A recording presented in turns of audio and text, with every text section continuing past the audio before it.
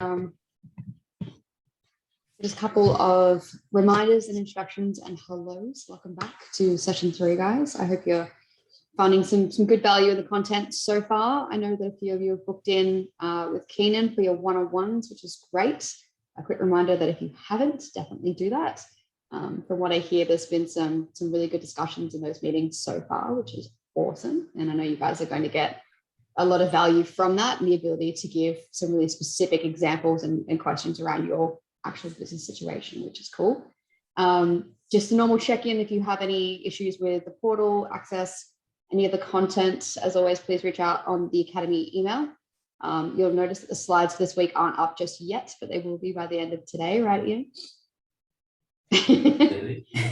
Lovely. Guys, introducing Ian, of course, who is our coach for this week. Now we're going to be looking obviously at sales, acquisitions, and funnels, pipelines, a few other things. Obviously, Ian's going to run through a bit of his background, but let me just, by way of quick introduction, let you know that he is hugely successful on the global level in terms of entrepreneurship. And now I know that may sound a little bit intimidating or perhaps not even applicable to some small independent gyms, but trust me, his advice comes with a stack of experience, and he's very well credentialed in businesses and entrepreneurship of all types. So please feel free to throw your questions as we are delivering the content. But as always, I'd like to ask you to keep anything that's very business specific to the end, because we won't be uploading those Q&As. That way you guys can feel free to speak with whatever examples you like to bring to the table, knowing that they won't be uploaded later on. Sound good? Just a reminder, we do still have the chat function if you'd like to pop anything in there, the Q&A function, which you can use either anonymously or with your name if you'd like to throw anything at that. And from here, I'll hand it over to Ian. Awesome, thank you, Han. And thanks to you and the fitbox team for having me for this session. And great to meet all of you individually as well. I had a look at the session that Keenan did for you, I think it was last week. And I wanted to make sure that I sort of followed on from there in a similar vein, in the sense of perhaps capturing and using data to support growth.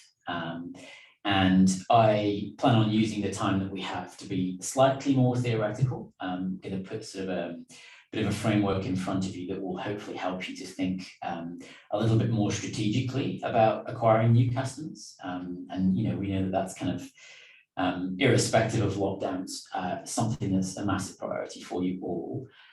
So I wanted to spend some time thinking about what customer acquisition means and what it means within your individual contexts.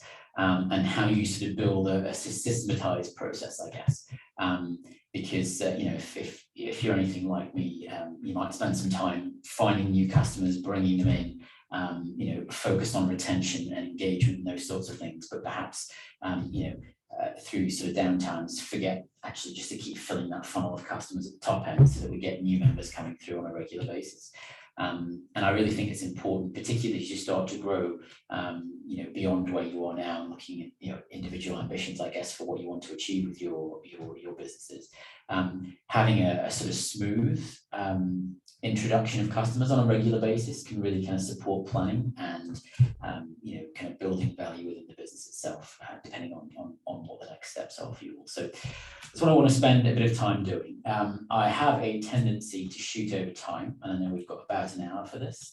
So definitely, if you've got the business specific questions, leave those until the end, as Hannah mentioned. But if there's something that's not quite clear, or I've rushed over a little bit, or, you know, mumbled in my British accent, please do, like, you know, stop me and just say, what was that, Ian? And I'll happily sort of go back over that and sort of talk it through. So, you know, just by way of a sort of brief introduction, we obviously know what customer acquisition is, process of bringing new customers to your business. But irrespective of you know, the line of work that we're all in, and obviously you guys are all gym owners, the cost of doing this has massively increased, certainly in the last couple of years, but you know, over the longer period as well.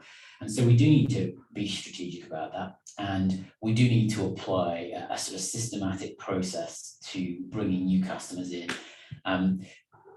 Probably runs in the antithesis of the businesses that you are running, in the sense that you've perhaps got to stop thinking about customers as individuals at the beginning, at least, and think of them as numbers. And that's how you will kind of I guess, use this system to its max. Of course, in terms of customer service, you want to start thinking of them as individuals, which is what I'm sure you will do. But in terms of this process, we're going to look at numbers, and I think that's the key to, I guess, driving use and adoption of the system and some of the outcomes that will flow from that. So how do we do this? And I'll obviously go into more detail shortly, but we need a structured customer, but mostly data-driven approach to driving sales and growth of sales, new member acquisition. 5 stages to that. I'll sort of walk you through each of them in a little while. But the key is to kind of think, when you're looking to acquire new members, think in this context, right? So our sort of general rule of thumb, obviously a customer, first-time member is how I probably describe that, and an advocate is long-term member that you've managed to keep and retain over a period of time. But there's a journey that people go on before they decide to subscribe, to become a member, right? And typically that involves you meeting them in some way, shape, or form when they know very little about the gym. Then them either coming to the premises, looking at your website, looking at your social media if you've got sort of social media accounts, and then there's a process of sort of them thinking about whether they want to join. And obviously we know that members join for different reasons, and so what we'll be looking at is, okay, so there are 5 stages to this, but what sort of information, content, website, social media accounts, all those sorts of things, posters around town, leaflets, flyers, whatever it might be. What do you need to do to sort of fit everything into this process, the kind of content that you need to provide, and how do you move people along from, just discovered the gym through to becoming a member, and hopefully a long-term one. So we'll sort of talk over the next hour around this sort of 5-step process. And that's really important, right? Because what we really want to do is kind of reduce the risk involved in customer acquisition, right? We want people to come in, we want them to come in consistently, and we want to do that over a long period of time. We don't want to constantly have to be scrambling, right? So the regular thing is, we've not got many new members this month, we better do a big push or a big drive. Then you spend a lot of time doing the sort of acquisition stage at the very, very beginning, finding new people, trying to convince them to join and become members. Then you have, hopefully a whole series of new members as a result. That's great, start serving them. A few people drop off back into that, oh my goodness, we need to do a big recruitment drive again, and so on. And then what you end up with then is this kind of inconsistent flow where it becomes a stress, a worry, etc. Whereas what we want to do is kind of take that into a series of tasks that you will do on a regular basis. We will upload X content to our social media accounts. We will deliver X number of flyers around town. We will put up X number of posters, whatever your particular successful methods of finding new members happen to be. We do all of that because what it also allows us to do is demonstrate value. And I've put a couple of contexts where that's important: talking to a bank, talking to investors. They may or may not be relevant, but at some point you'll want to deliver perhaps new equipment to the gym. You'll perhaps want to invest in various other things. You might want to sell at some point. And all of these things will support kind of like an understanding of value, not just in terms of the value of the current members and thinking of them in that way, but also in terms of what your sort of sales pipeline looks like. So we'll talk a bit more about that. It gives you goals to aim for, right? So instead of having, we need 15 new members over the next 2 months, what it actually means is that translates to X number of social posts, X number of leaflet drops, activities that drive the adoption of new members, as opposed to we just need new members and we'll get them at whatever cost.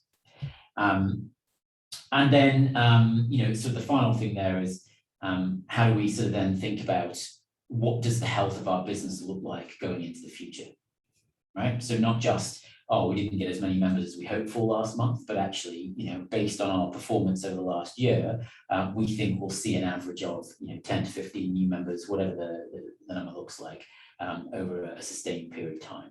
So actually you can start to look into the future and start looking at trends and understand the health of your business going into the future. Okay, and I suppose actually the most important thing out of all of this is then that you are making the most of your time. Right? We know that what you do is sort of resource intensive, both in terms of capital, but in terms of the amount of time you spend running the business. And so if we can reduce the amount of time you spend scrambling to find new members and do that in a more consistent and sort of methodical way. Hopefully it means you can spend more time pleasing those members, increasing retention, the other operational side of everything that you do. Okay, so by way of a very brief introduction to myself, I actually started my career in economic development, so I'm an economist, sort of by trade. Had some roles in sort of local, regional, and then national government in the UK. That included time at the Bank of England, and a bit of time in Site Number 10 as a speechwriter. And eventually became head of policy and public affairs at London Chamber of Commerce, which was just after the global financial crisis. And I continue to do some of this work, a bit of economic advisory, management consultancy services to various clients. But the thing that's of most relevance to you is, I think, my experience as a founder of multiple companies, actually. I've built a whole series of businesses over the last sort of 10 to 15 years. The most successful to date has been an education company that provided textbooks, workbooks, e-learning platforms and the like to secondary schools across the UK and internationally. I got an exit from that business in 2017. But I'm sort of probably most widely recognised for creating a company for Sir Richard Branson, which was called Virgin Startup. That was kind of a fantastic opportunity for me. It was a blank piece of paper, and the instruction was go out and create a service for founders, owners of small businesses that is sort of built by entrepreneurs for entrepreneurs, which we did. And over the 5 years from when we started, it was me and a laptop on the first day, to when I left in 2018.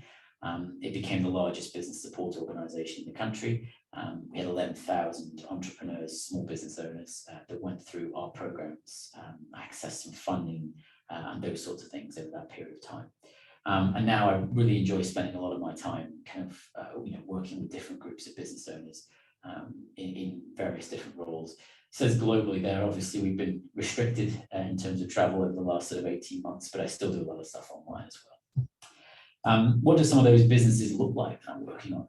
Well, again, across a wide variety of industries, Rainbow Bridge Education is probably the sort of the biggest one. And that's all about helping very young children to learn to read.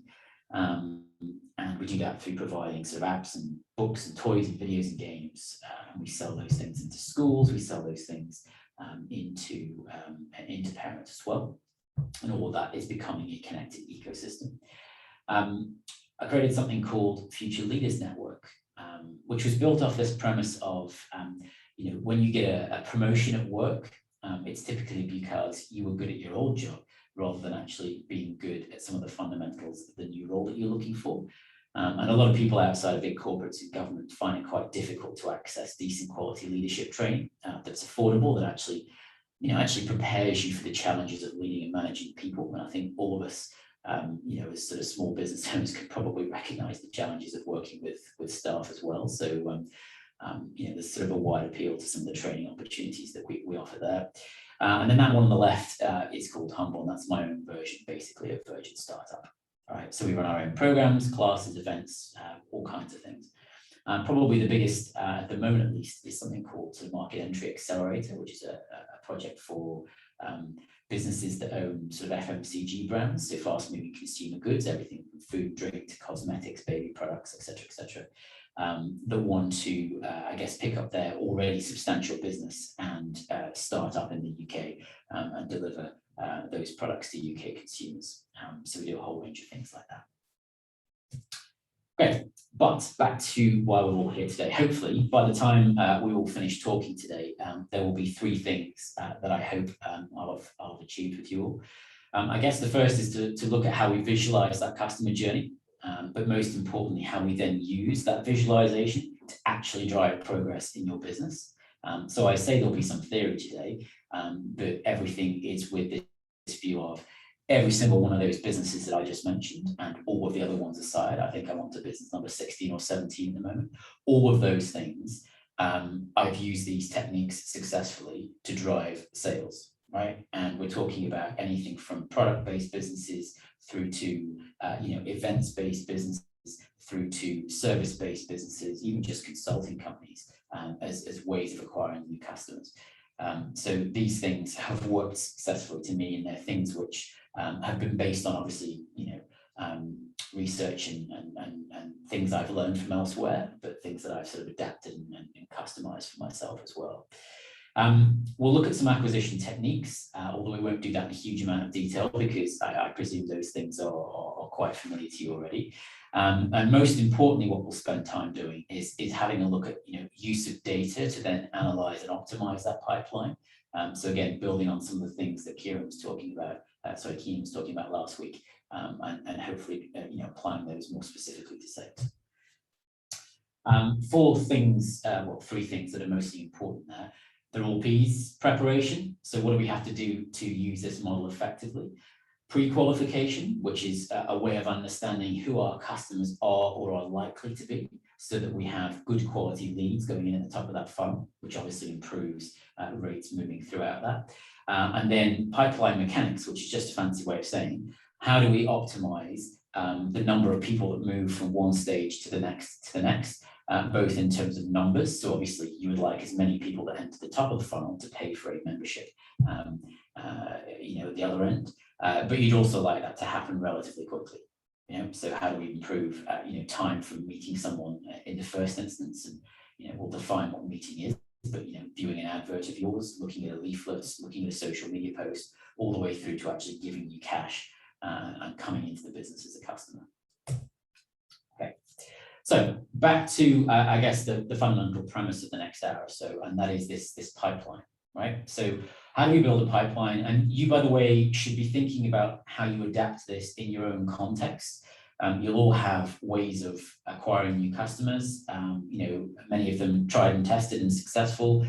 So how can you, I guess, build your own language around some of these things and just consider what I'm talking about here as a bit of a framework. So when you're building that pipeline, what you need to think of is, what is the customer journey, right? They don't just walk through the door one day and pay. I mean, obviously some people might, but usually there is a driver, there is a motivation. They've then acted on that driver and motivation, found you, decided that you were the right fit, and then decided to make contact and join, or at least experience potentially before they join. So we have to think of it from the mindset of the prospect, right? They become aware of you and what you can do.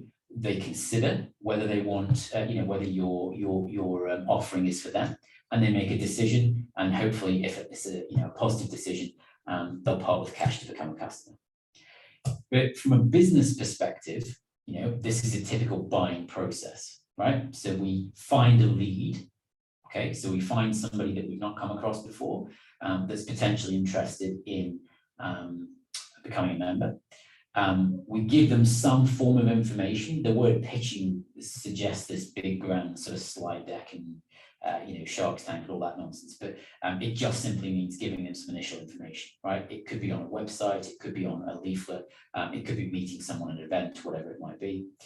Then we've got this period of growing trust, right? Is what you offer for me or not, right? And that might be a very quick decision, right? Those of you that offer the ability to sign up online, people could take 5-10 minutes, if that, to decide, part with money, and the job is done. Other people might want to visit, see the facilities, decide if it's for them or not. So that sort of growing trust period is you providing them with information. As I said, it could be verbally when they visit, could be answering questions on the phone, could be answering questions via an email service. Hannah, you had a question? Another question, just something to add in there. Would you include like free trial periods for gyms as one of those growing trust activities? Absolutely would. Yeah, I think so. I think when we talk about deepening relationship, which is the next step, I think that's when people actually give you money for the first time. So if you've got a trial period, definitely the growing trust. Absolutely. And of course, the objective with all of this is how you get there quicker, right? How you actually get them to pay you quicker. Awesome. I agree with you. And then that final stage, institutional relationship in terms of the buying process, it effectively means a long-term regular member that keeps coming back and paying you, right? And obviously, what we would like is as many of those new members to become long-term members as possible. Okay, so that's fine, but what we really need to do is combine the two, right? We need to understand where they're at in the buying cycle, in the buying process, but we also need to understand the mindset of the customer, because we need to understand how to talk to them. So we combine the two like this, or even better, if it were like this. Okay, and this is a sort of commonly used and accepted pipeline or funnel. So it's the one you saw at the beginning. Say definition: strangers at one end, they've never met you before, meeting you for the first time. And again, meeting could be talking to a friend. They've mentioned your gym, your offering, and they've recommended it. Okay, so that could be at that stage. It could be a leaflet that you posted through people's doors. It could be walking past or driving past and deciding that actually, okay, that looks quite interesting, and find out a little bit more information.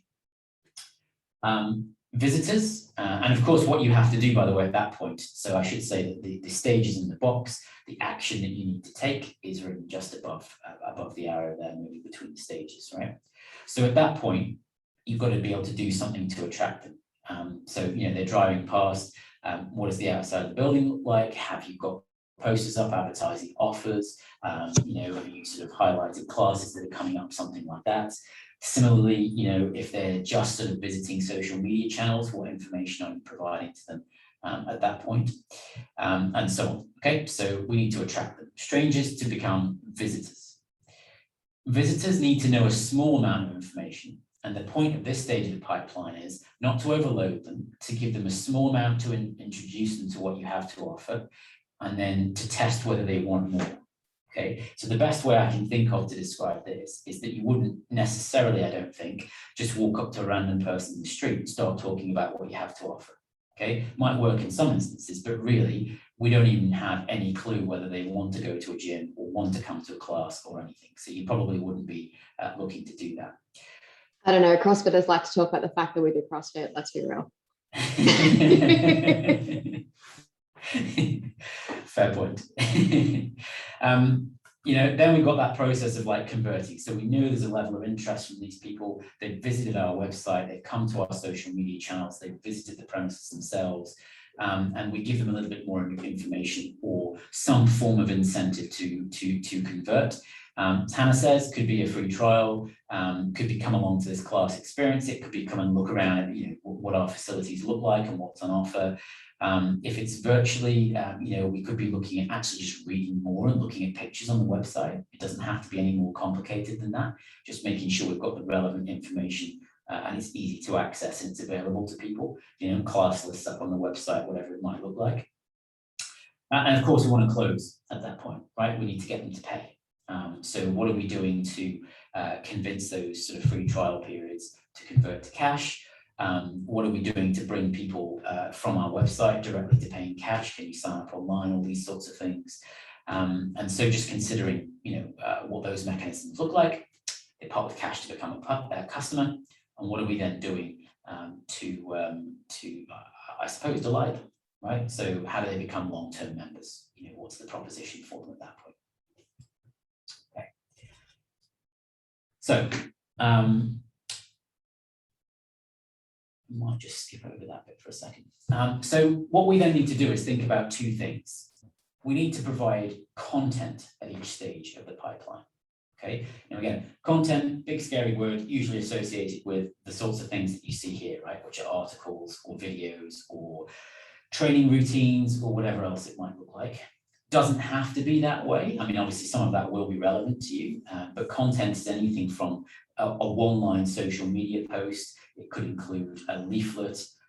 It could include advert language, all these sorts of things, right? So it's just anything that you're providing in terms of value to customers or potential customers. And what we're looking to do is share expertise, but build trust, build credibility, provide the right information at the right time. Okay. So as I say, I've mentioned a number of different forms of content. Some of these will be relevant to you, some of these won't be. I think case studies in your instance is usually quite a good one, particularly putting stuff out via socials and whatever. X person came in, they've been a member for 12 months, they've seen these benefits, they felt a different way, they've done whatever.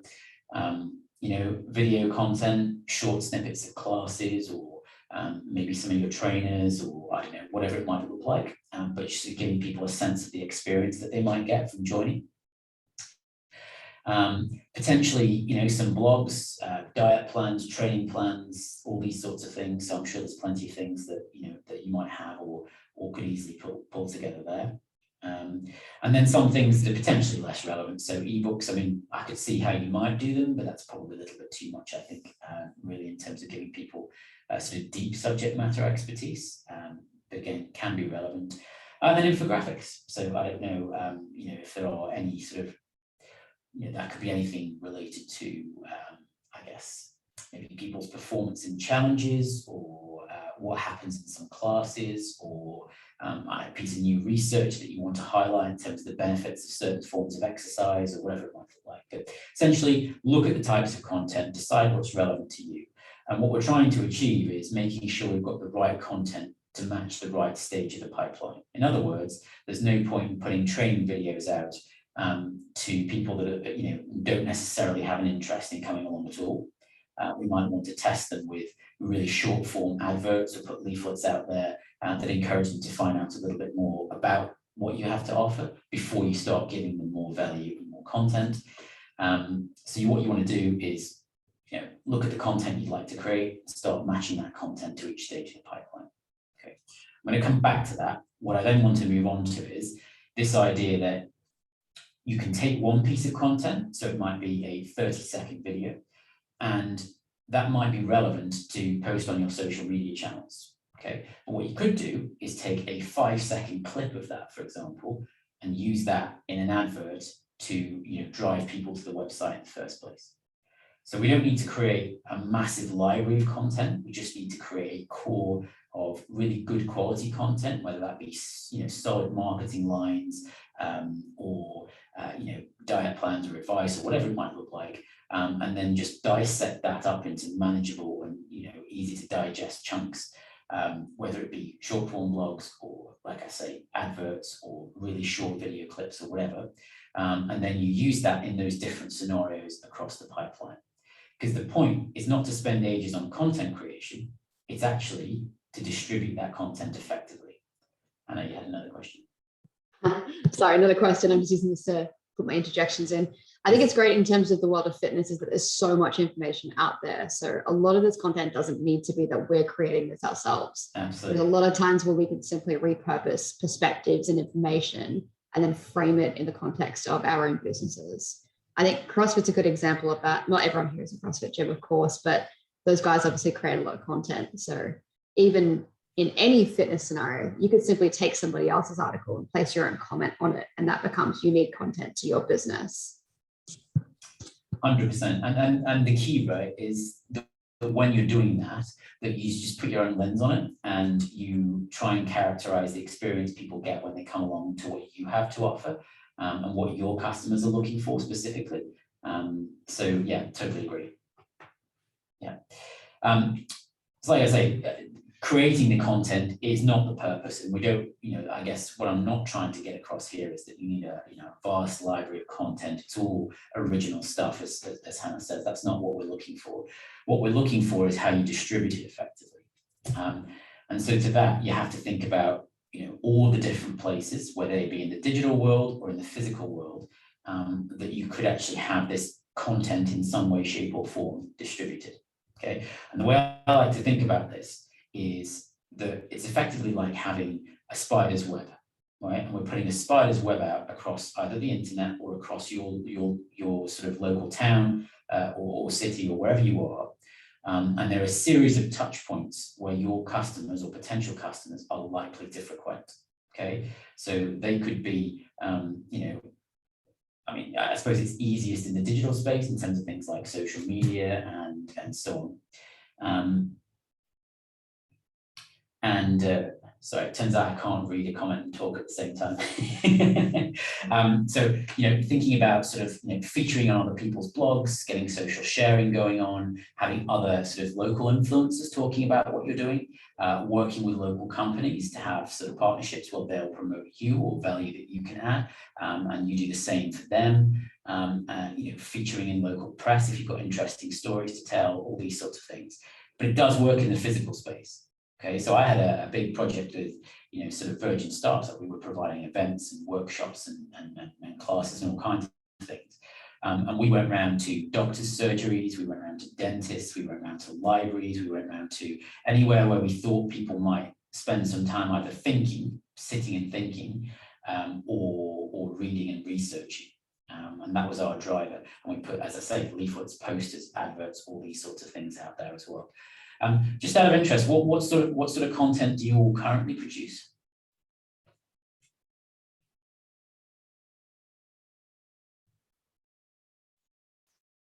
So for me, it's mainly some videos and photos and stuff for social media and our website. Yeah, absolutely. And have you tried to get those things, because obviously you have to know that you exist before you'll be able to see those things. So are they aimed at existing customers and just keeping that sort of brand in front of them in what you offer in front of them, or do you hope that they get shared more widely? Both, yeah. So I mean, existing customers love it. They love seeing themselves in the videos, and Yeah. it's also, yeah, definitely to bring new leads in from social media. Absolutely. So I think the key with stuff like that, and that's fantastic. How can you get other people, how can you actively push other people to share those things or to feature those things and link back to you? So I'm thinking sort of, local businesses that are friendly might be the most obvious one. So you're tapping into their audiences where that's relevant. If you kind of got like local people that have followings, or even just like people that are members already that have reasonable followings, to share those more widely. How can you actually drive and incentivize people to do that? Because unless they actually do get shared, they're only being seen by people that are within your existing sphere of influence, and we're looking for the opportunity to bring kind of new people into that. Okay. Anybody else? What sort of content are you currently producing?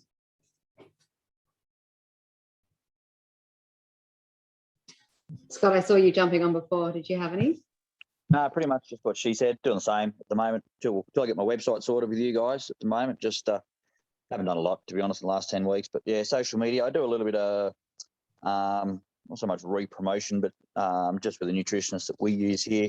Yes. We redo his stuff, and it runs through our pages as well. I do spend a little bit of time with some Q&A stuff, or getting people to comment below, which tends to have a good outreach to new customers that we don't generally have. If someone else comments, it tends to flow through their feed. So do that a little. Well, usually now that we're back into full swing, I'll start that back up again. But it's a good way to attract new clientele that aren't in the facility. Yeah, I think that's a really great way of doing it as well. As I say, it's all about sort of reaching those new people. Is it something that you do on a weekly basis? Are you quite disciplined with that, or is it just when you've got some time or you see something interesting?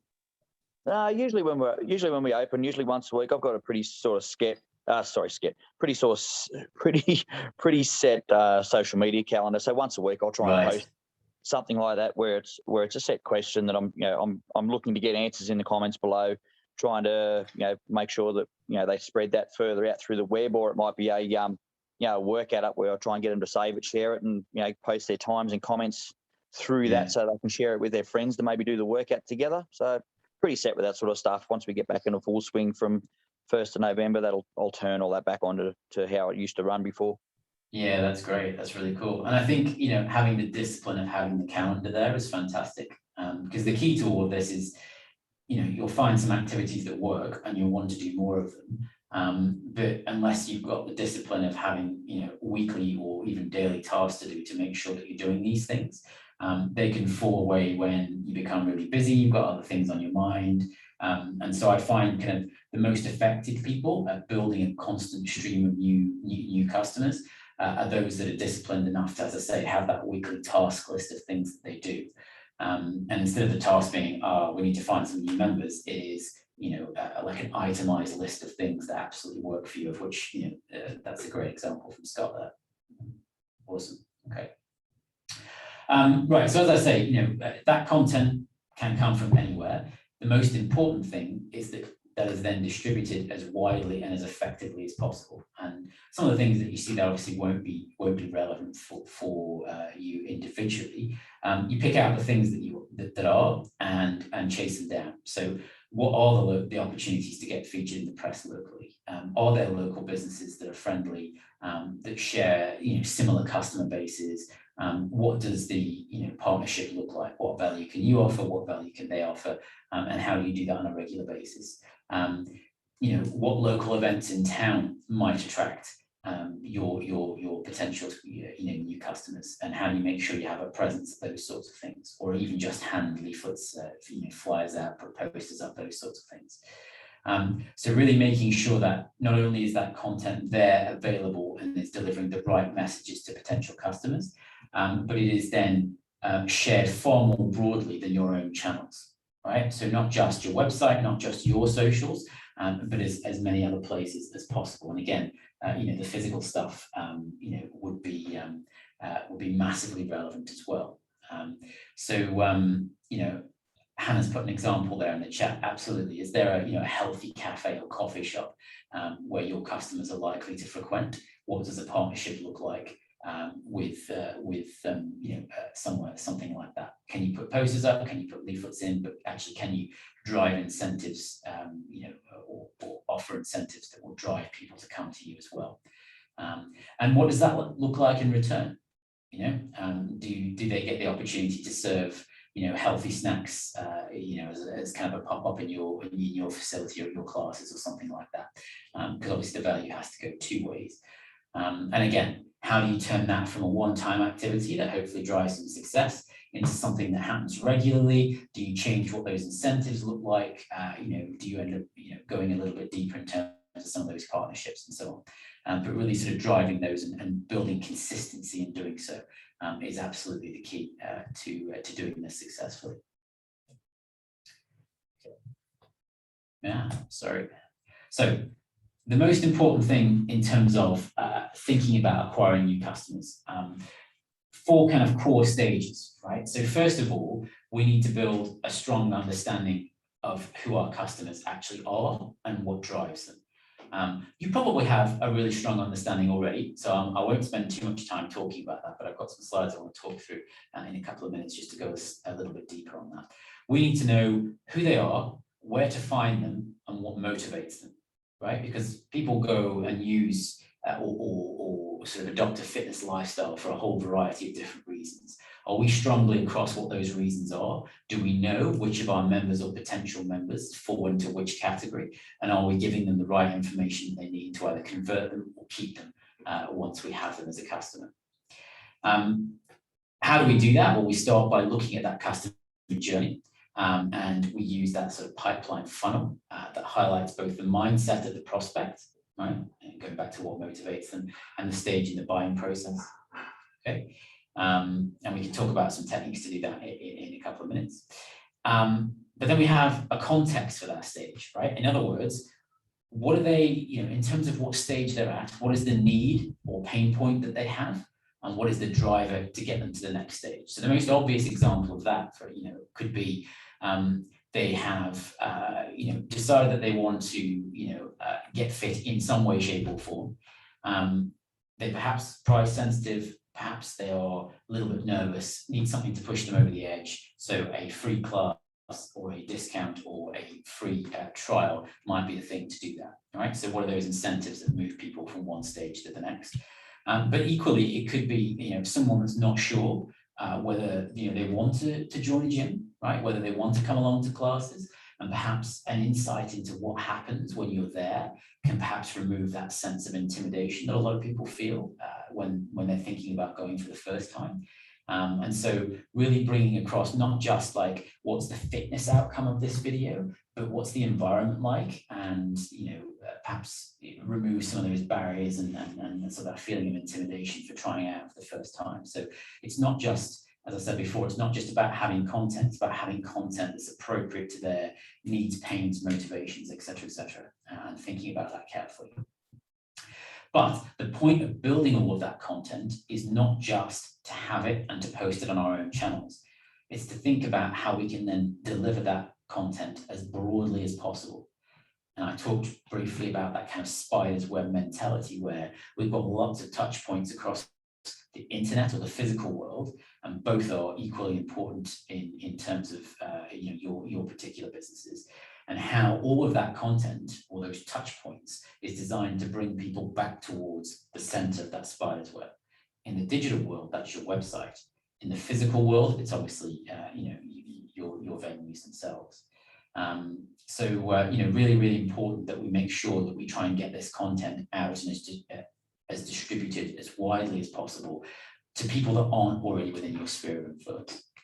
And when you put those four things together, that's the beginnings of a customer acquisition strategy. Okay, but how do you actually drive sort of growth and adoption of the funnel and the pipeline itself within the business? Okay, so there's four things that are really, really important. Okay, we need to do this in a sustainable way. In other words, we can't come up with a list of 50 pieces of content that we'd like to create, because none of us have the time to do that, right? We have to plan what we think is realistic and possible, given the amount of time we've got, mostly the expertise we've got. So maybe you do need to partner with a nutritionist or whatever else it looks like to obtain some of this expertise, but most importantly, money as well. We want to create things that are as easy to do as possible, and realistic in terms of our budget. We then need to have an element of flexibility in that, because what we really need to do is test the assumptions we're making about the customer. Okay, and that is motivations for coming along in the first place, barriers to them coming along. We talked about perhaps intimidating and all those sorts of things being some of those. And we need to sort of have the flexibility to be able to say, well, actually, that partnership with the cafe worked particularly well, but this partnership over here didn't work quite so well. So we're not dependent on any one partnership for the success of our sort of client acquisition. That means we need to be diversified. Okay, so if we rely on Facebook adverts, for example, so businesses that have relied on Facebook adverts have found this year particularly challenging because of some of those algorithm changes. And the way that changes to the Apple operating system have affected the visibility that Facebook has of people's behaviors. So balancing between, okay, we sort of won a lot of customers from doing this, but at any one point in time, that could get taken away from us, as has happened in that sort of Facebook instance. But the most important thing is this idea of being targeted, right? So when I say targeted, it's delivering the right message to the right customer, and it really evokes the kind of sentiment that is relevant to them. Okay, because as I said before, everybody's got a different reason for engaging in fitness. So the quicker we get to understand this stranger and what their particular motivation is, the quicker we can fire across content, whether that be social media posts, leaflets, trials, conversations at events, whatever it might be, whatever your preferred method of acquisition is. We're saying the right thing to the right customer. Okay.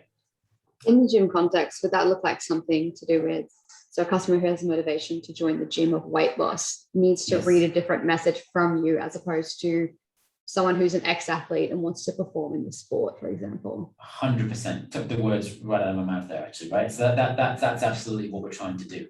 And you need to know, as far to the left of that pipeline as possible, which bucket they fall into, right? So the easiest way to do that, let's say, obviously in the physical world, if you're meeting and talking to them, it's easy, right? You just ask them those questions up front, and then you deliver them the things that they need to hear. You're all skilled at doing that, I'm sure. In the digital world, that could be tracking who clicks on what post on your social media channels, right? Which you can do, because you can then retarget those people with adverts if you needed to. If it's people coming to your website, make the navigation on your website relevant to the type of customer. Okay, by asking. Just out of curiosity, of everyone that's in the webinar today, have any of you ever used retargeting or link tracking in your marketing strategy? Are we talking Latin right now? But does it make sense why that's obviously a strength, so that you can get the right message to the right customer? Definitely something that I will admit, like, I'm even looking into for Fitbox at the moment. So this stuff is actually super powerful. Yeah. Sorry to interrupt. No, all good. So as I say, with things like that, what we're looking for is you're creating sort of marketing messages, lines, sentiments that are relevant to those different types of customer, right? So if we take the, I want weight loss as a kind of core goal for this, you might start talking about how a person feels. You might give case studies or examples of people that have come along and been to your classes, been members for a while, that have achieved those sorts of goals. Giving people the opportunity to interact with that content, and then hitting them with specific messages if they do. And that's what the power of, I guess, retargeting can offer in that sense. So, same principle with the website. you could either ask them a question up front on your website, which is like, what's your fitness goal? And then, based on the answer that they provide, send them to a specific page with specific information. Or you could use the navigation on the website to do that. So it could be, and again, you wouldn't use these words, but you'd have to lever in somewhere like, fitness for weight loss, or fitness for performance, or, relevant words, I guess, for what you're doing. And you would know, because you can track on your website, clicking on each one of those headers, it automatically tells us the type of person that they are and why they're looking to potentially join. And then instead of giving people the full kind of like, this is why you should become a member, you're giving them the elements of what you have to offer that are relevant to them. Right? So if you're looking to achieve performance, then we work with this nutritionist, we have this equipment, we run these classes. If you're looking for weight loss, check out Jill. She's been a member for 12 months. She's achieved this level of weight loss. She's never been happier, that kind of thing. So it's like, how do we shortcut the process of giving them the exact piece of information that they need in order to become a customer? Okay. It's a lot easier verbally when people just walk through the door, or come along for the first time, or pick up the phone and call you. And it's about how do we replicate that, I guess, in the digital world. Okay. Just thinking ahead a second. Okay. Probably the other thing I should mention, I mean, customer retention is a huge deal for you guys, so I get that, and I'm pretty sure you've got, a whole series of things that you already do in order to make sure that you're retaining customers. Again, similar point to, the stuff with acquisition, in the sense that, what activities are you doing on a daily and weekly basis to make sure you're hitting that goal of achieving as much retention as possible. And as you go about your daily work, are you then doing things like asking for stories on a regular basis? So you've got case studies that you can point to. Okay, and it sounds great saying, let's have some case studies, and maybe once a year we get some new ones, we make some posters out of them, we make some social content, we film some videos, whatever it might look like. But unless they're sort of generated on a regular basis, and unless we're encouraging people to do it, it's easy to fall out of the habit. So how do we turn this from like a nice to do into something that's habitual, where it kind of creates that sense of community, everybody pushing towards their goals, or bringing new people in that are very goal orientated, and sort of sharing what can be achieved by membership with your offerings. So are we doing that on a regular basis? Are we making that content easily shareable? Okay, and I know that some of the comments so far suggest that that's already happening, so that's cool. Yeah, and as Hannah rightly says, that absolutely could be member of the month type posts. I think, again, it's just about, are you disciplined? Do you have the structure within your operations to make sure that these sorts of things are happening on a regular basis? You're capturing them in the first place, and you're getting them out there for people to see and to inspire people on a regular basis, no matter if you have a crisis over here you've got to put out in terms of a fire, or you've got other priorities, you're buying your equipment, you're doing whatever. Because it's very easy to kind of get distracted and stop doing these things. And again, the key to doing this and seeing success from it is the element of regularity. And then this whole piece around inspiring referrals, because again, it's something which we can do from time to time. Refer a new member, get a free month. I imagine it's probably something you've all done and do on a regular basis. But it doesn't always have to be around those sort of monetary incentives in that way. What does your referral program look like? Are there little gifts that you can give people that might motivate them? And you can get those by partnering with another business. Could be the monetary stuff, could be any free classes, could be all kinds of things. But I guess the point there is, do you actually have a referrals program? Because the biggest driver of leads for most businesses is usually word of mouth. It's usually people telling other people that they should go along or recommending things. It can broadly be free. To be honest, there's lots of things you can do in terms of offering incentives to members that don't necessarily have to cost you. But at the same time, you shouldn't be afraid of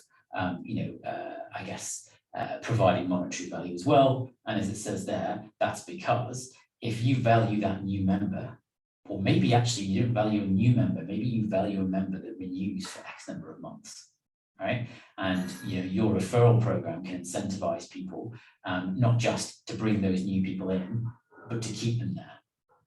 Keep them there, do joint classes, do I don't know what, but something to inspire those referrals on a regular basis. And the value that you provide as an incentive should be at least as equal to the value that you get from that new customer or long-term customer. So again, none of those things I imagine are new at all. I guess the point I'm making here is that, in terms of improving retention, it's about consistency and discipline and doing these things no matter what else is going on in the business. Okay, so I come to my sort of 3 Ps, and it's probably a good time just to ask whether there are any questions at this point, anything that's anything you'd like to ask.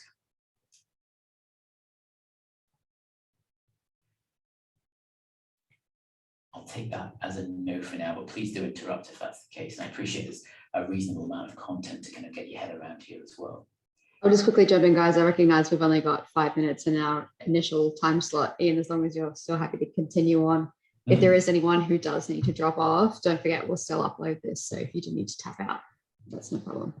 Absolutely. And I should say as well, just with the time in mind, that once you've had time to digest this and perhaps look at the video again and kind of think about what this means in your context and how you might adopt some of these things, I'm happy to do sort of one-on-ones with people where we can go into a bit more detail in areas that you think are specifically relevant to you, or that you're not sure about, or you'd like to sort of maybe share a campaign that you've been doing with me, or share ideas and get some feedback on those as well. So by no means is this kind of the end point for this kind of content, because I appreciate it's quite a bit to take in. Okay. Right, so 3 Ps. First one is this preparation, right? So we've got our 5-stage pipeline. What are we doing in order to get ready for that? Well, we talked about those things, right? We need to have a strong understanding of the audience. I'll talk a little bit more about that in a second. We need to have that pipeline. We need to build content, and we need to map it to each stage of the journey. And we need to look at the activities that are relevant to each stage of the journey. In other words, at what point do you provide free trials? Well, you probably don't provide a free trial unless you've sort of, acquired a customer in the first place, for example. So what do I mean by that? We actually take the funnel and we put the activities underneath each one of those stages. And so I've just put some general stuff here. So to sort of give you an idea. At the beginning, right, when we don't know people at all, we might start with some of this pay-per-click advertising via Facebook or via Google, trying to capture people that are searching for gyms in local area or classes in local area or whatever it might be. We definitely will be doing some leafleting. I'm sure you already do that. Some PR might be useful, if you can come up with some good ideas for little stunts or local events or anything like that, just to kind of bring out both, the character of the experience that you have to offer, perhaps some of the results that can be achieved by sort of sustained adoption of your classes or membership or whatever it might be. There might be sort of local events that you can go to. You may even want to do some cold calls, although I'm pretty sure that's probably not a massive generator of leads for you guys. Then in terms of that next stage, it could be a landing page on your website, or I suppose even your homepage. You might do some follow-up emails if you've met people in person and grabbed an email address from them. As I say, you might go along to events and those sorts of things. So Hannah says that, Renee, you have an example of PR and how it's worked recently?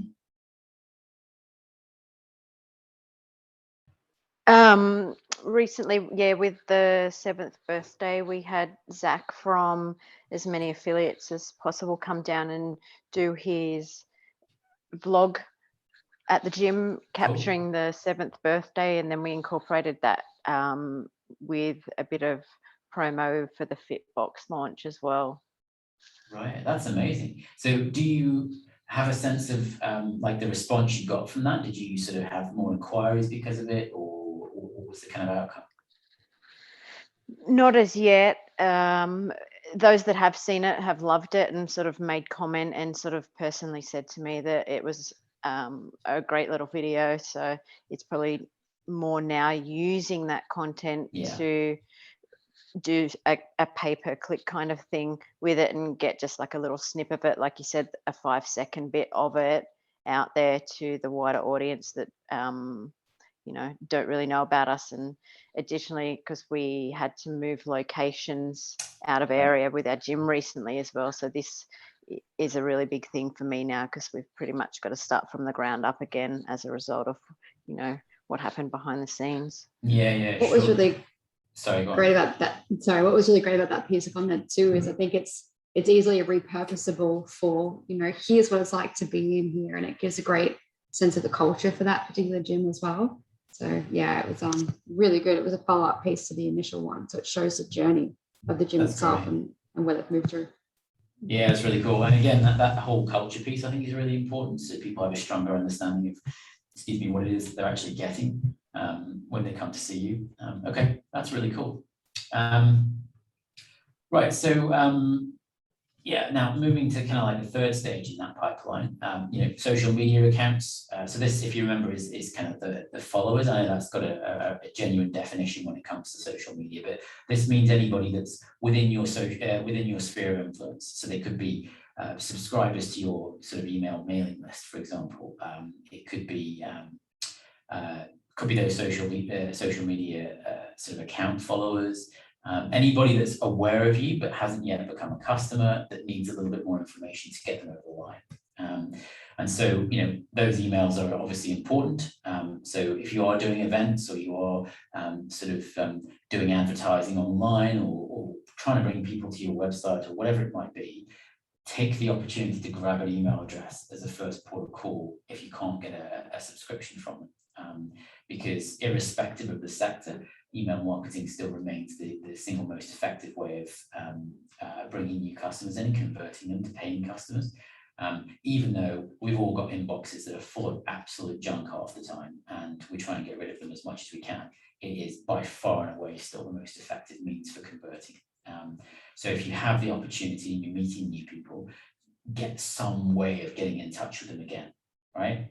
If they follow your social media accounts, that's great, because you can post and you can target those people with ads and stuff like that. But if not, grab an email where possible. That's really cool. Obviously, if you're going to events and meeting people, you might want to try and have like a sort of a sign up list. Sign up here, get a discount, get a free free trial, whatever it might be, but get that email address, because it's your only way of contacting them again if they don't decide to come in and take up on the offer. So really, really important. And then again, so some of these won't necessarily be relevant, but I think looking at how easy is it to actually purchase a subscription, to purchase a membership on your website. Some people make it like devilishly difficult to pay them. So if I was to visit your homepage, would I know instantly, right from the beginning, without scrolling on anything, how could I join? Is it up there, top right-hand corner of the screen, really prominent in a bright color? Orange, can you believe, is actually the highest converting color. There's a bit of a research, a study done into kind of the colors of different buttons related to the action you want people to take. And orange is the highest one when it comes to conversion, which I just thought was really interesting. Not that we want to get bogged down with stuff like that, but that is the case. Are you making it really clear, really obvious, really easy to convert on that website? On your social media accounts, if you take Facebook as an example, you can define what the call to action is at the top of the page. What do you want that call of action to be? It probably ought to be either follow the page because you want to be able to contact them again, or frankly, just join. And there's nothing stopping that button being a join. Click straight through your site, choose your level of membership if there are levels, and then just pay. So just thinking, are we making it as easy as possible for people to join?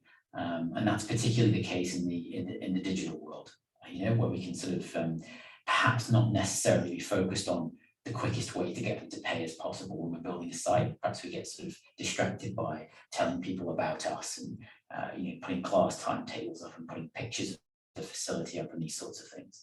So just thinking about that really, really carefully. And then again, we've sort of talked about retention activities, but are we doing that on a regular basis, and are we providing that information in the right way? So really taking the type of content, okay, and really taking the way in which we're going to distribute that content and listing them in order of the stage in the pipeline that individual person is at. Okay, so that's absolutely step one. I can give you a little bit of a worksheet if you did want to work this through in sort of in the real world, so to speak, that just sort of guide you as to how to do this. Yeah, and so Hannah mentioned retention activities, in gyms, the challenges being the most, I guess, common and widely used one. Yeah, definitely agree with that. So there's lots of these sorts of things that you could be adopting. Are you doing it regularly again, as I keep saying, and kind of building that into the whole process. Okay, so sorry, from a CrossFit context, sorry, one more. Again, in the CrossFit world, the CrossFit Open is also a huge opportunity for that, and I'm sure you guys see membership and member engagement really surge at that time of the year because of the power of that sort of mass event. So that's a really good one to think about too. Awesome, thank you. Okay, so the second of the 3 Ps, then it's just kind of, I guess it's a bit of a cheat, but it was pre-qualification, right? And so what that means is, instead of, I suppose, just sort of spewing messages out to as many people as we possibly can, how do we make sure that we're attracting the right people? And we talked about this to some extent a little bit so far. And this is this kind of sense of what is their genuine motivation for coming along? Okay, and so there's a technique which I'll sort of do at a very high level called customer jobs, pains, and gains.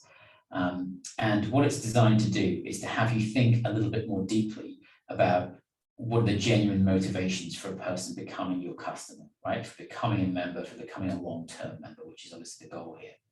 So the way that I think this is most effective, you think, okay, people would like to lose weight, for example. Okay? There are a number of different ways in which people can lose weight, and there are a number of different motivations for losing that weight. And what we really need to understand is, what those motivations are, and put people into buckets depending on those motivations. They may want to lose weight and sort of turn up so they have a summer body, for example.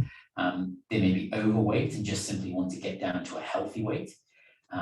They may be training for a marathon. They may be training for a fitness competition, sort of bodybuilding show, whatever else it might be. We really need to understand those core motivations, and whether those things are driven by insecurities, whether they're driven by challenges and goals and achievements, and all those sorts of things. And so really you need to kind of be thinking carefully about the types of customer that you have, and which of those motivations and goals and so on are relevant to them.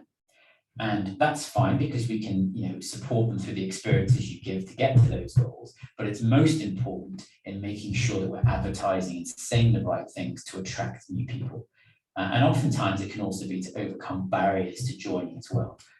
Because you guys are sort of across these way more than I am, but there are plenty of barriers. I think people can feel intimidated. They can feel like inexperienced and not knowing what to do when you walk into a gym. That can be a big thing, like, oh God, everybody's looking at me. Which piece of equipment do I use? Am I doing it correctly? What's this really going to do for me? If they don't have that guidance, it's going to be enough to stop them walking through the door. If they don't look like the other people that are in there, that can be a barrier. So you will know these things well, but knowing them and communicating that perhaps you offer an experience that mitigates some of these things is the key, right? So very, very quickly, you should be sort of thinking about this within your own context. Customer jobs, what is a person trying to achieve by signing up? Okay, so at a very fundamental level, it could be lose weight, it could be improve performance, it could be improve stability, it could be any of those things. List all those things out. The analogy I love with this stuff is nobody wants to own a dishwasher, they just want clean dishes, right? So nobody wakes up in the morning and thinks, right, I'm going to buy a dishwasher. It's because they've got that motivation to have clean dishes and not to have to do it themselves, frankly. Okay, so again, does anybody wake up in the morning and think, right, today I want the gym membership? No, they wake up and they think, I need to look like this, or I don't look like this, and I feel terrible, and this is the only way I can think of to do that. I've got a health problem, and I need to improve my fitness, or whatever it might be. So thinking about the fact that it's not the gym membership that they want, it's to fix themselves in some way, or to improve themselves in some way, or to test themselves in some way, and that's the absolute key. And to kind of help and frame that context a little bit more, it could be because they want to present themselves in a certain way to their friends, right? Beachbody's the obvious one there. I want to appear like this to my peers, to my colleagues, to my family, to my girlfriend, to my whatever, and therefore that's my driving motivation. Okay, it could be a much more deeply personal level. I feel terrible, I feel overweight, don't look good, I want to change that for me, right? And these emotions and kind of drivers are very, very different in that sense. I appreciate it could be both, but what you're really looking to do here is create one big list of motivations. It could be pains. Okay, so what that means is, are there things about the person which perhaps stop them from doing something? I'm not fit enough to run a marathon, right? I don't have core stability to improve my running technique. I am trying to get ready for a competition, and I just haven't got the body I need to be able to perform in that competition. So what are the things that are stopping them from getting that job done? Things that are making them feel bad about doing that job. So I don't know, I have to walk three flights of stairs to get to my office every day, and I'm out of breath by the time I get to the top one. And therefore I want to improve my fitness. So it's really going down to quite a deep level and understanding what are those motivations for trying to sign up.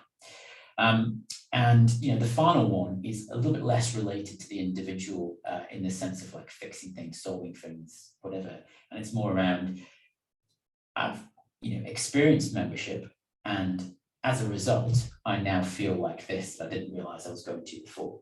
Okay, so all right, I've got that Beachbody, but what I didn't realize was it was going to improve my ability to find a partner. This is fantastic. Or I didn't realize that by I guess improving my core stability and losing a little bit of weight, actually I don't get out of breath at the top of the stairs when I go up to work every morning. So as I say, it's kind of like a three-step thing: jobs, pains, and gains. And what you're really looking to do is dig a little bit deeper into those motivations and drivers that could encourage somebody to become a member.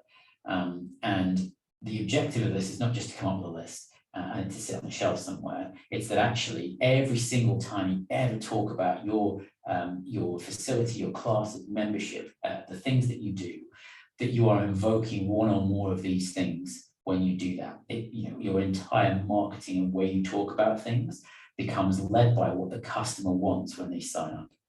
Okay. Now, if we take that to the next level, an additional level of sophistication, I guess, what we then try and do is target people specifically based on who fits into which category. Okay. So how do we say the right things to people that are looking to lose weight so that they don't feel intimidated, so that they do feel motivated, and so it encourages them to come along and find out what it's all about and how they can improve and how that will help them. Okay. So just want to bring all this together. One great big list of things. I've seen Hannah. One great big list of things, these motivations, and then you want to rank them in terms of importance. Okay, so if I did want to lose weight, is it because I want to maximize the calories I've burned in a session? Is it because I want to maximize the amount that I'm losing in a week because I'm doing a challenge, for example? Is it because I don't want to buy the gear myself, and therefore coming along to the gym is a way of accessing all these different things which I couldn't afford to do myself? Is it because people don't like going for runs or want to minimize the impact of certain injuries they have? Like, what are those motivations? And then rank them in terms of importance. Hannah.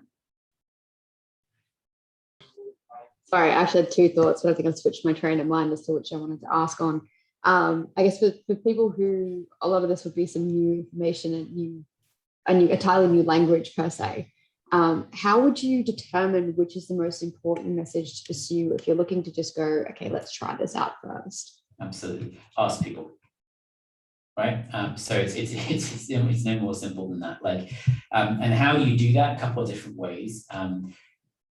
If you've got existing customers, it's always awesome to ask them, what was the motivation in the first place? How have you felt since? What were the things you didn't realize about membership long term that you wish you'd known at the beginning, or that was an added benefit, and all these sorts of things. So find interesting ways. It could just be stopping people and talking to them when they come in and making casual conversation, but doing it on a regular basis and making sure you make a note of the answers and using their answers in those marketing messages. That'd be number one.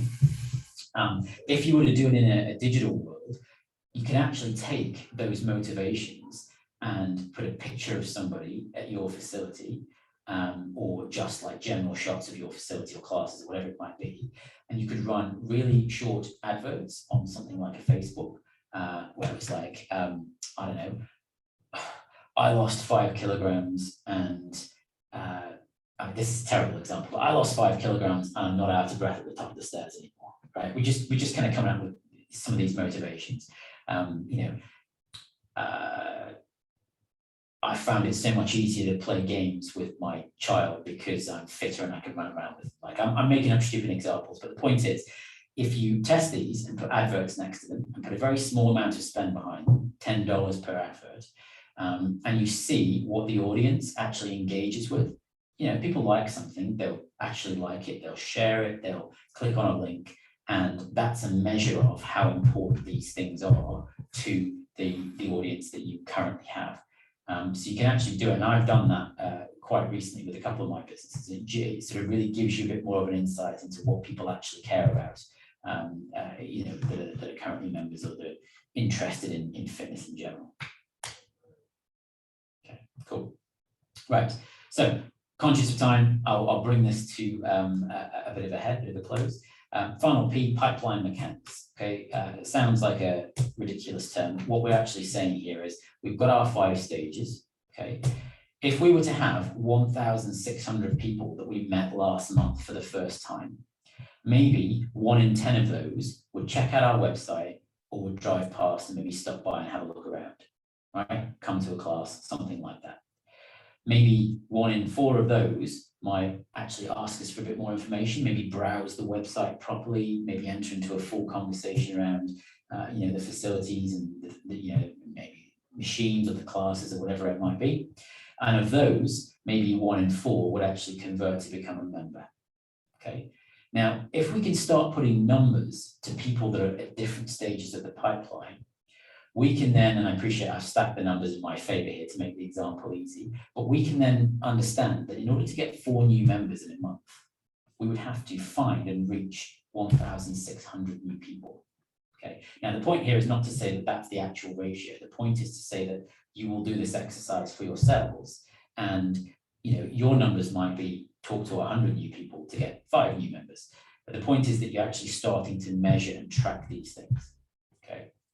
So what you'll then want to do is start measuring things like how many people visit your website, how many people interact with posts on social media. Like this information is available on each of those platforms for you to find.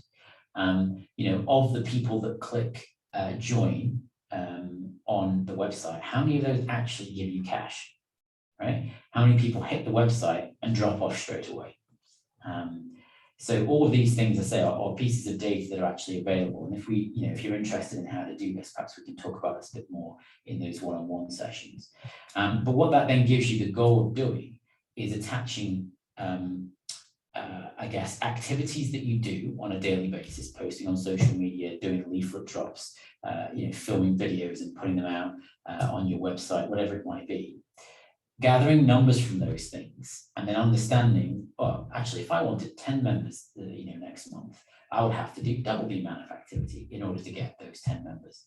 So instead of it being like, I'm just going to do some stuff and see what happens, it becomes a lot more, I guess, focused and targeted. And you have a stronger sense of what it is that you need to do to drive new people coming into this pipeline. So again, you'll have these slides so you can have a look and sort of digest some of these things. And what we're looking to do is look at across all the activities. And again, some of these are relevant to you, some of these aren't. and get to the stage where we can comfortably say, we think we spoke to 50 new people last month, and as a result, we had X number of new members at the end of that. And then your goal is to then start saying, well, actually, how can we get more people in each of those stages? How can we get more people to move from one stage to the next stage? You know, that could be incentives, offers, more targeted content, different marketing lines, all these sorts of things. How can we get them to convert a lot quicker? You know, so instead of giving a 30-day trial, maybe we give a 5-day trial. Try it for a week, try it for 2 days, come for a weekend, bring a friend for 1 day, something that's a lot shorter that gives them an experience, but gets to the point at which they're actually paying you quicker than perhaps they were before. So it's like, how can we get people from one end to the other in greater volume, but how can we do it in a quicker period of time as well? Okay. Definitely doing that. And then, as I said before, working it backwards, right? Maybe you set yourself some targets for the year. I need 50 new members each month, or 10 new members each month, or 5 new members each month. In order to get there, that now means I have to post on socials 3 times a day. I have to do 1 email to our subscriber list once a week. I have to do 5 leaflet drops in different parts of town this week, and 5 next week, and 5 the week after. And instead of it being, my task or my activity for the week is find new members, it's now I've got to do these things. And that's easier because those things are a lot easier to do than just find a new member. But it's also easier then to delegate those tasks to other people, right? So can we pay somebody to go out and do leaflet drops? Can we have a social media company keep up with our social media posts on a regular basis so that you know that they're driving results? Can you start to outsource some of these things, the more members you get and the more scale you're achieving, so that you're not doing all of this yourself? Okay, so it's all about how do we get less time from one end to the next and more people from one stage to the next as we go. Okay, so I think I'm going to end it there today. And the reason that we want to do those things is coming back to what I said at the beginning, right? So it's like reducing that risk of having peaks of new members and troughs of no members, having a consistent flow of new membership coming through, and obviously building on and improving that retention rate. That allows you then to plan better. Okay, and obviously we assume that we're not going to have COVID interruptions for all these things. I recognize that's been massively unpredictable. But how do we plan better? If we have a steady flow of members, we know that we need to provide extra trainers, or we know that we can invest in new equipment, or we know that we can focus on other areas of the business. It makes the most of your time, as we said before, so that getting new members isn't this thing that we're not quite sure how to do. So we'll test a whole bunch of things, or we'll do things that have worked before, and we'll see what happens. And it becomes a series of regular tasks that we know drive results because we're tracking the data, but more importantly, that we can then delegate individual tasks to people and know that the end goal is still being achieved because we've worked all this through in a strategic way. Okay, and what that really then allows you to do is start to think about going forward into the future, how healthy your business is and what can be done to improve if things are looking a bit ropey going 6 and 12 months ahead of yourselves. Okay, so the key to that: preparation, understanding your customer, building content, mapping it to each stage, developing those means of distributing content and doing all of that on a regular basis. Understanding who your customer is on a greater and more personal level and targeting those marketing messages to make sure that you're finding the right people and converting them as quickly as possible. And then considering all those new people as actually data points and understanding what activities are working, moving them from one stage of the pipeline to the other, to the other, to the other, to become hopefully long-term recurring members. Final thought to leave you with: you guys will know this very well given what you do, but these pipelines are actually living, breathing organisms, right? And if you don't feed them with new things at the left end, they just die, right? They just die, and you don't get that sort of flow through of new members on a regular basis. So be conscious of the fact that you're always having to put people into the top end of the funnel to get people out of the other end of the funnel, and that can't ever stop, no matter how busy you get with other things. I shall leave it there. Questions? Brilliant. Yes, questions, guys. Jump in if you do have any questions. I do have a few notes myself, but I'll let you go first. We're here for you.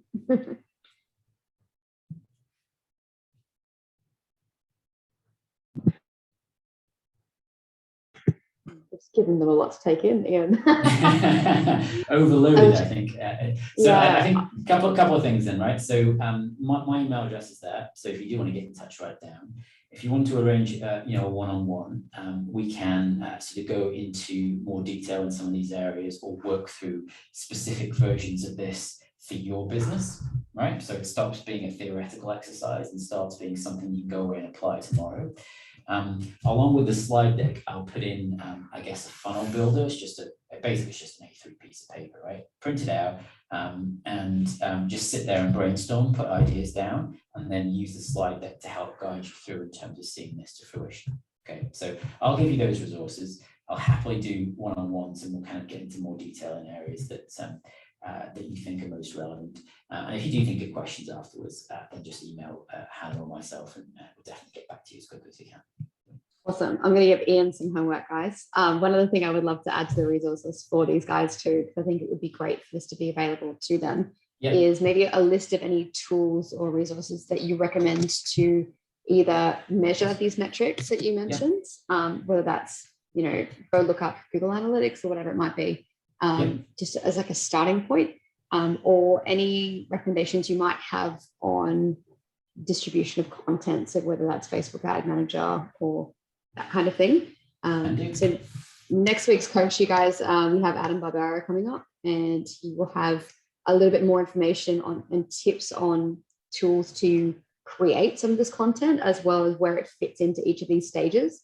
So while Ian's laid out the foundation for us, we'll be building throughout those different stages on next week's session as well. So it should be good. Awesome. All right, guys. Well, we might let you go if there's no other specific questions. Belinda, if you still had some time, I'd love to just quickly pick your brain on one thing. And Ian, I need you afterwards as well, if that's okay. Sure thing, no worries. Thanks, everybody. Great to meet you. Best of luck with what you're up to, and hopefully we'll talk again soon. Thanks, guys. Appreciate your patience. Cheers. Thank you.